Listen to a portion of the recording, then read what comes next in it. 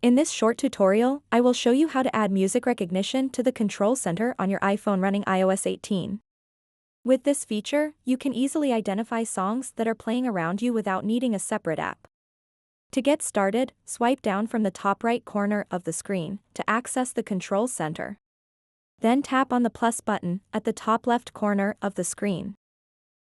And then tap where it says, Add a control.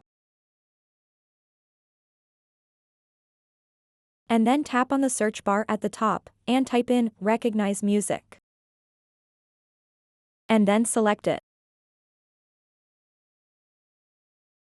Now music recognition is added to the iPhone's control center.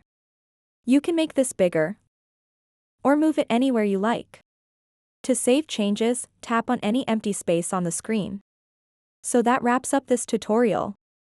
If you have any questions about this whole process, please let me know in the comments section below.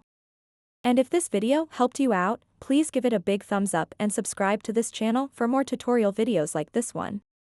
Thank you so much for watching and have a good day.